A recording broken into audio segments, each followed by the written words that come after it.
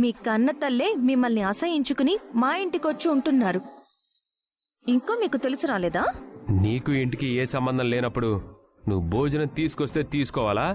తీసుకోమని మీకెవరు చెప్పారు? నా వాళ్ళకు కూడా తీసుకురాకూడదు. తెచ్చావు కదా, అందుకే నేను ఈ బిల్ పే చేసే తీరాలి. నేనేమి పని మనిషిని, వంట మనిషిని కాను. పేదరాశి పెద్దమ్మని, పూటకోళ్ళమ్మని కాదు. వంటలు చేసి ఇంటింటికి సప్లై చేసే డబ్బా వాళ్ళని కాదు. వాళ్ళిద్దరూ మా అమ్మమ్మ తాతయ్యలు కాబట్టి నేను తీసుకొచ్చాను. ఏ పక్క నుంచి వాళ్ళు నీకు అమ్మమ్మ తాతయ్యల వరస అయ్యారు? మా పక్క నుంచే. మా పెద్ద కొడుక్కి ఒక అడ్డగాడిద పుట్టాడు. వాడికి నిలువున అహంకారం నిండిపోయి వంకర బుద్ధి చూపించడం వల్ల వాడి భార్య ఇంట్లోంచి వెళ్లిపోయినా మాకు మనవరాలిగా సేవలు చేస్తూనే ఉంది. మా బంధుత్వం గురించి ప్రశ్నించే హక్కు మీకు లేదు. ప్రతిదీ మీరు డబ్బుతో కొనలేరు. అవునరా, ప్యాలెస్ను కొనొచ్చు, సంతోషాన్ని కొనలేవు. బెడ్ను కొనొచ్చు, నిద్రను కొనలేవు. డైనింగ్ టేబుల్ కొనొచ్చు, ఆకలిని కొనలేవు. కుక్కను కొనొచ్చు, కానీ విశ్వాసాన్ని కొనలేవు. కావ్య మా మనవరానికి ఎవ్వరికీ హక్కు లేదు. నీ వల్ల ఆ పిల్ల ఏం సుఖపడిందని నువ్వు నిలబెట్టి అవమానిస్తున్నావు? అవునరా, తాతయ్య అన్నది అక్షరాల నిజం. కావ్య ఇంటికొచ్చినప్పటి నుంచి ఈ క్షణం వరకు ఏ రోజు ఆమెను నువ్వు సంతోషంగా ఉంచలేదు. ఆహా, భజన బృందం చిడతలు వాయిస్తోంది. ఈవిడ వల్ల మా అపర్ణ వదిన ప్రాణాలే పోయే పరిస్థితి వచ్చింది.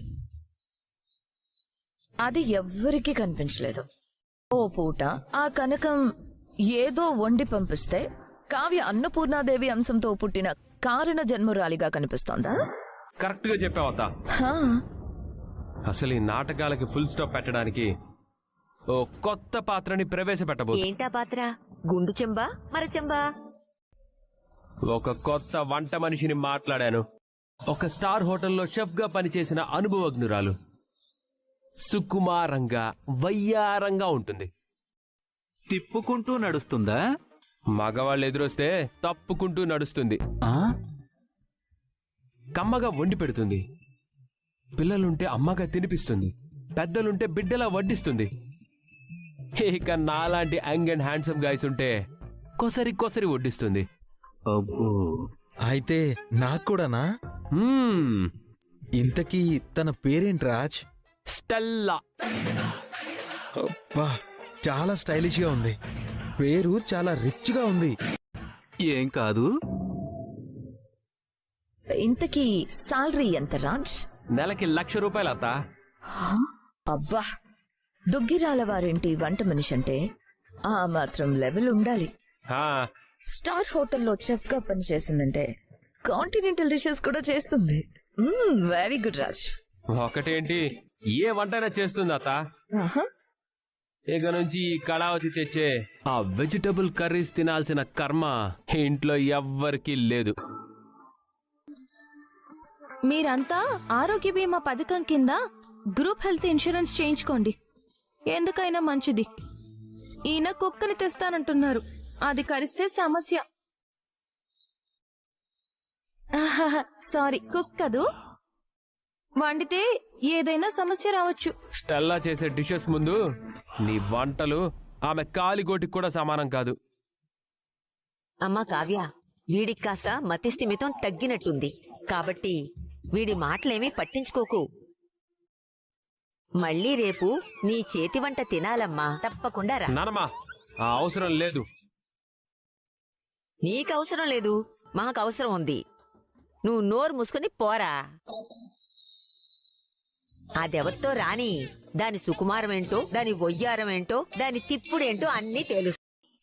సరే అమ్మమ్మగారు, నేను వెళ్ళొస్తాను.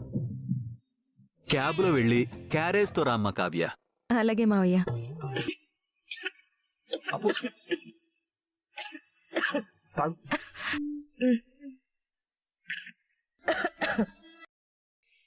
కేంద్రాబాయ్ అలా చూస్తున్నావు? అరే, నువ్వు అలా చూస్తూ ఉంటే నేను ఎలా తింటాను చెప్పు? ఈరోజు ఎందుకు నిన్ను కన్నార్పకుండా అలాగే చూడాలనిపిస్తుంది పొట్టి. ఎందుకు కోచి? నన్ను నమ్మినందుకు, నాతో వచ్చినందుకు, ఎన్ని అడ్డంకులు ఎదురైనా నాతో ఉన్నందుకు. ప్రేమంటే అదే కదా. ప్రేమ మాత్రమే ఉంటే చాలదు కదా, దాన్ని గెలిపించుకోవడానికి ధైర్యం కూడా ఉండాలి. ఆ ప్రేమ నిజం అనే నమ్మకం ఉండాలి. అది ఈరోజు నీలో చాలా చూశాను. ఆహా, అవునా? అవును, నువ్వు పైకి కనిపించినంత కఠినంగా ఉండవని, ఒక మనిషిని అర్థం చేసుకుంటే ఇంత బాగా అర్థం చేసుకుంటావా అని నాకు ఇంకా బాగా తెలిసింది. అక్కడ నువ్వు అనామికతో మాట్లాడిన ప్రతి మాటలోనూ నా మీద నమ్మకం కనిపించింది, ప్రేమ కనిపించి నన్ను ఆశ్చర్యానికి గురి చేసింది. నిన్ను ప్రేమించి నేను ఎంత అదృష్టం చేసుకున్నానో అని గర్వపడేలా చేసింది. ఇన్నాళ్ళు నన్ను ప్రేమించావు కాబట్టి, నన్ను పెళ్లి చేసుకున్నావు కాబట్టి, నన్ను ఎవరైనా ఏమైనా అంటే నువ్వు చూస్తూ ఉండలేకపోతున్నావు అనుకునేవాణ్ణి. నిజానికి అనామిక అన్న మాటల్లో ఎంతో కొంత నిజం ఉందని నాకే అనిపించేది. కానీ నన్ను నాకంటే నువ్వే ఎక్కువ నమ్మావు. నేనేమీ సాధించకుండానే నా విజయాన్ని నువ్వు చూసేశావు. ఈ గెలుపుని ఎప్పుడో ఊహించేశావు. అంత నమ్మకం ఏంటి పొట్టి నా మీద? మనల్ని మనం నమ్మితేనే కదా అనుకున్నది సాధించగలం. ఇంకా సక్సెస్ అంటావా? అది ఎవరు సొత్తు కాదు. ఎవరు ఎక్కువ కష్టపడతారో, ఎవరు ఎక్కువ టాలెంట్ చూపిస్తారో, ఎవరు ఎక్కువ నమ్మకంగా ఎదురు చూస్తారో వాళ్ళకి ఎప్పటికైనా సక్సెస్ వచ్చి తీరుతుంది. కాకపోతే కొంతమందికి త్వరగా వస్తుంది, కొంతమందికి ఆలస్యంగా వస్తుంది, అంతే. ఇంతలోనే కొంతమంది ఆగలేక తొందరపడుతూ ఉంటారు. అంటే ఒక్కసారైనా నేను నీకు నచ్చినట్టుగా ఉండడం లేదని కోపం రాలేదా? ఎందుకు రావాలి? ఇది జీవితం కూచి. మనకి నచ్చినట్టుండదు, మనమే తీర్చిదిద్దుకోవాలి. Very simple. నీ లైఫ్లో నువ్వొకటి అనుకున్నావు, నా లైఫ్లో నేనొకటి అనుకున్నాను. అనుకోకుండా ఇద్దరం ప్రేమించుకున్నాం, పెళ్లి చేసుకున్నాం. అందుకని నీ లైఫ్ని వదిలేసి నువ్వు నాకు నచ్చినట్టు బ్రతుకు అనడం మూర్ఖత్వమే అవుతుంది. నువ్వనుకున్నది సాధించాలని నేను కోరుకున్నాను, నన్ను పోలీస్ చేయాలని నువ్వనుకున్నావు. ఇలా ఒకరి ఇష్టాలకు ఒకరు రెస్పెక్ట్ ఇచ్చుకున్నాం. అందుకే కష్టాల్ని కూడా ఇష్టంగా స్వీకరించాం. అలా ఉంటే ఏ బంధంలోనూ మనస్పర్ధలు రావని నా నమ్మకం. చుట్టూ చూస్తూనే ఉన్నాం కదా, ముఖ్యంగా మన జనరేషన్ వాళ్ళు పెళ్లిళ్లు చేసుకుని వెంటనే విడిపోవడానికి కారణం ఇదే. ఎదుటివాడికి రెస్పెక్ట్ ఇవ్వకపోవడం, వాళ్ళ టాలెంట్ కి రెస్పెక్ట్ ఇవ్వకపోవడం. ఆ పని ఈ అప్పు ఎప్పుడు చెయ్యదు.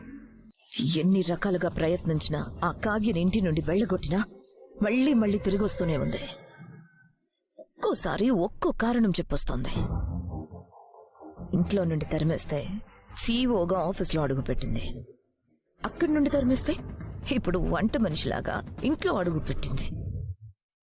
ఇలాగే వదిలేస్తే ఇక్కడే పర్మనెంట్ గా సెటిల్ అయిపోతుంది. అలా మాత్రం జరగడానికి వీల్లేదు. అయినా రాజ్ ఎవరో పని మనిషిని చూస్తున్నాడు కదా మమ్మీ. ఒకవేళ నిజంగానే తను సెట్ అయిపోతే ఆ తర్వాత కావ్య ఇంటికి రావాల్సిన అవసరం ఉండదు కదా. ట్రై అసలు కావ్య వంట మనిషిగా ఇంటికి వస్తుందని నువ్వు ఎక్స్పెక్ట్ చేశావా? కానీ వచ్చింది కదా. అలానే పని మనిషి వచ్చిన తర్వాత కూడా రాదని గ్యారెంటీ ఏంటి? కరెక్ట్ గా గెస్ చేశారంటీ. మీరు అనుకుంటున్నది నిజమే. నా చెల్లెలు తప్పకుండా తిరిగొస్తుంది. ఈ ఇంటి కోడలిగా ఇక్కడే పర్మనెంట్ గా ఉండబోతుంది. మీ ఇద్దరి బాధ ఏంటో నాకు బాగా తెలుసు. ఇప్పుడు గాని నా చెల్లెలు ఇంట్లోకొస్తే మీరు అనుకుంటున్నట్టు ఆస్తి పంపకాలు జరగకుండా ఆపేస్తుంది. అప్పుడు మీకు రావాల్సిన భాగం రాకుండా పోతుంది. అందుకే కదా కావ్య రాకూడదు అనుకుంటున్నారు. మేము రాకూడదని జస్ట్ అనుకుంటున్నామంతే. కానీ రాజ్ మాత్రం రాకుండా అడ్డుపడుతున్నాడు కదా. మరి దానికేం చేస్తావు? కావ్య వస్తుందన్న నీ కాన్ఫిడెన్స్ నచ్చింది, కానీ రాజ్ మీద నాకు ఇంకా ఎక్కువ నమ్మకం ఉంది. రాజ్ తెలివైనవాడే, కానీ నా కావ్య మొండిది. అనుకున్నది సాధించే వరకు వదిలిపెట్టదు. పగటి కలలు కనుకో అవి కలలుగానే మిగిలిపోతాయి.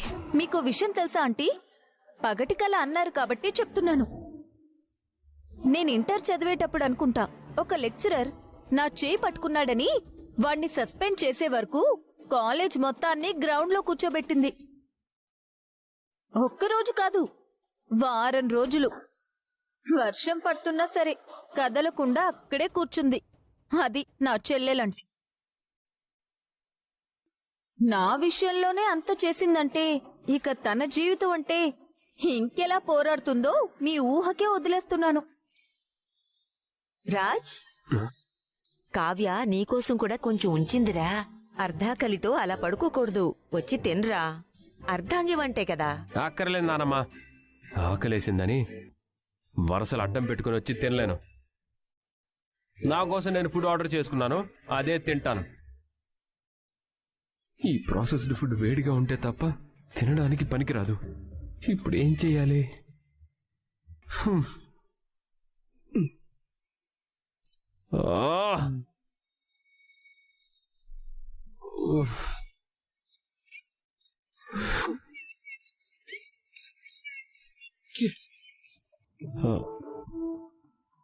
ఇప్పుడు వెళ్ళి తింటే ఎవరైనా చూస్తే కళావతి అక్కర్లేదు గాని అది వండిన ఫుడ్ మాత్రం కావాలా అని ఎత్తి పొడుస్తారు. ఎవరూ లేరు కదా, అందరూ పడుకునే ఉంటారు.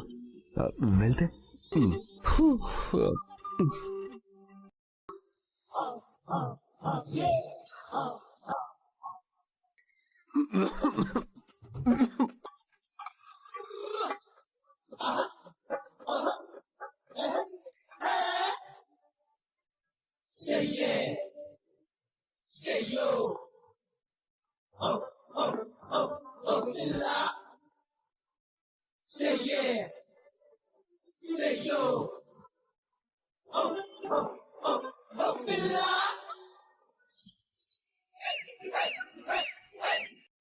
బాగా ఆకలేసింది నానమ్మ. అంటే నేను తెప్పించుకున్న ఫుడ్ పాడైపోయింది, అందుకే. తిన్నానా? వండింది కావ్య అయినా మన ఇంట్లోనే కదా తినేది. ఇప్పుడు తను లేదు కదా, తిను తిను. ఏమైందిరా? కళావతికి తెలిస్తే నేను చులకనైపోతాను తాతయ్య. వద్దు. భర్త ఆకలి తీరిందంటే ఏ భార్య అయినా సంతోషపడుతుంది తప్ప చులకనగా చూడదురా. అయినా మేమేం చెప్పంలే. నీకెందుకురా ఈ కర్మ? ఒకసారి కావ్యని భార్యగా ఒప్పుకొని ఇంటికి తీసుకొస్తే దర్జాగా కావలసినవి వండించుకొని తినొచ్చు. కావ్య నీకోసమే భోజనం తెచ్చి మాకోసమని నీతో అబద్ధం చెప్పిందిరా. ఆ నాటకాలన్నీ మీరు నమ్ముతారేమో గాని నేను నమ్మన్నానమ్మా. ఒకప్పుడు మీ ఇద్దరి మాట విని ఈ ఇంటి గౌరవం కోసం తన మెడలో తాళి కట్టాను. మళ్ళీ అలాంటి తప్పులు చేయను. రేపు నేను అపాయింట్ చేసిన షెఫ్ వస్తే ఇలా దొంగచాటుగా తినాల్సిన కర్మ కూడా ఉండదు. ఇంత మొండిగా తయారయ్యాడేంటి బావా? వీడి పంతం ఎంత దూరం వెళ్తుందో అర్థం కావటం లేదు చిట్టి. అమ్మమ్మా, పైకి చూడండి. ఏరా, అలా దొంగతనంగా మా మాటలు వినాల్సిన కర్మ నీకేంట్రా? వచ్చి మాతోటే కూర్చోవచ్చు. ఇది నీ ఇల్లే కదా. నేనేమి దొంగచాటుగా వినట్లేదు. ఏదో సరదాగా కాసేపు కూర్చున్నాను అంతే. రాత్రి చేసిన దొంగతనం బయటపడుతుందనా, లేకపోతే ఇంకా ఆ దొంగ బుద్ధి పోలేదా? తాతయ్య, ఏం దొంగతనం చేశారు తాతయ్య? నాన్సెన్స్. నా ఇంట్లో దొంగతనం చేయాల్సిన అవసరం నాకేంటి? అయినా పొద్దున్నే పాల ప్యాకెట్ల కన్నా ముందే దిగబడాలా?